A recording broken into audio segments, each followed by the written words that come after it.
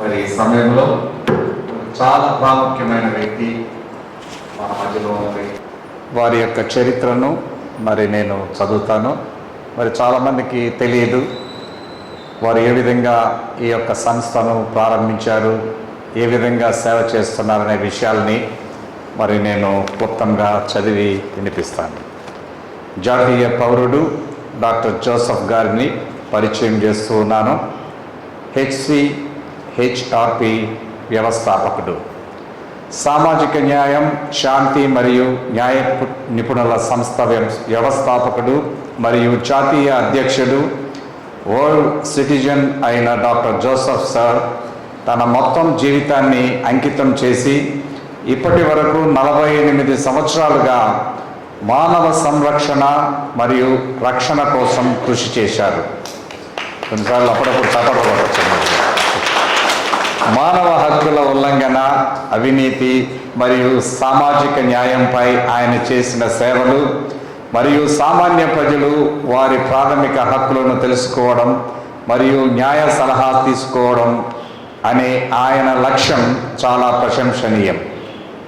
Doctor Joseph ఒక freelance రచయిత మరియు తటస్థ రాజకీయ పరిశీలకుడు.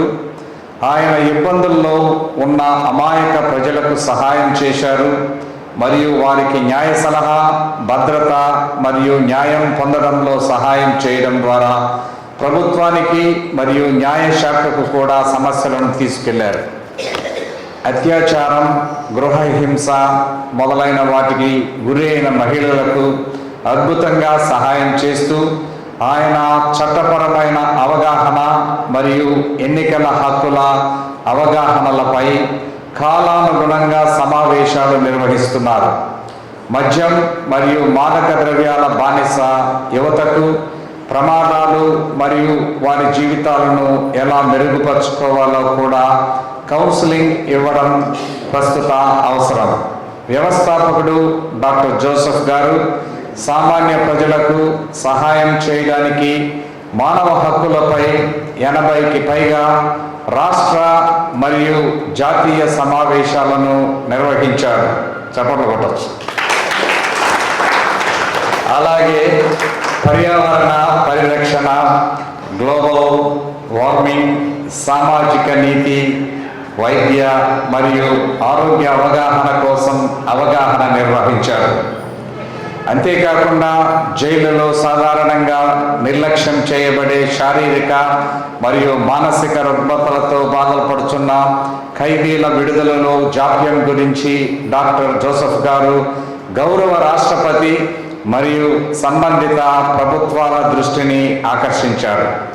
గ్లోబల్ హ్యూమన్ పీస్ యూనివర్సిటీ మరియు ఇండియన్ విజువల్ యూనివర్సిటీ సమాజానికి ఆయన చేసిన అసాధారణ సేవలకు గౌరవ డాక్టరేట్తో సత్కరించారు.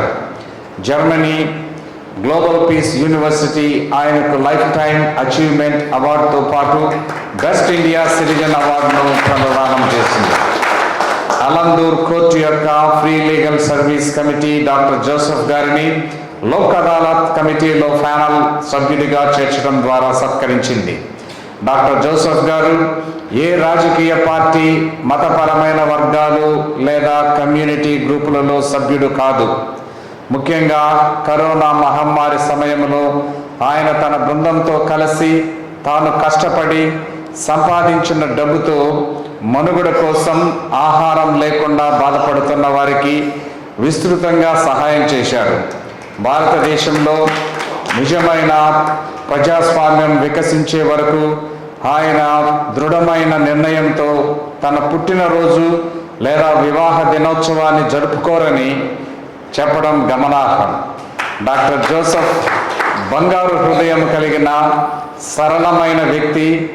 రాబోయే సంవత్సరాలలో కూడా మంచి ఆరోగ్యం మరియు ఆనందంతో గొప్ప విజయం సాధించాలని కోరుకుంటూ ఉన్నాను.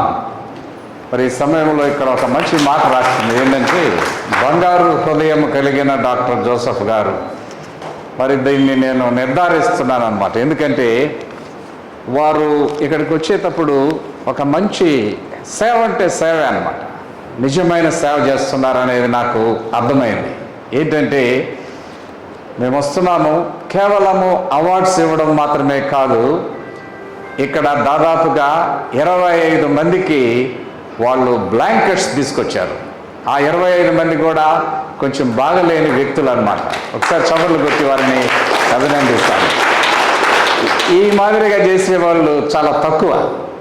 అవార్డ్స్ ఇచ్చి వెళ్ళిపోతూ ఉంటారు చాలామంది, కానీ వారు అది చెప్తానే నాకు చాలా సంతోషమైంది.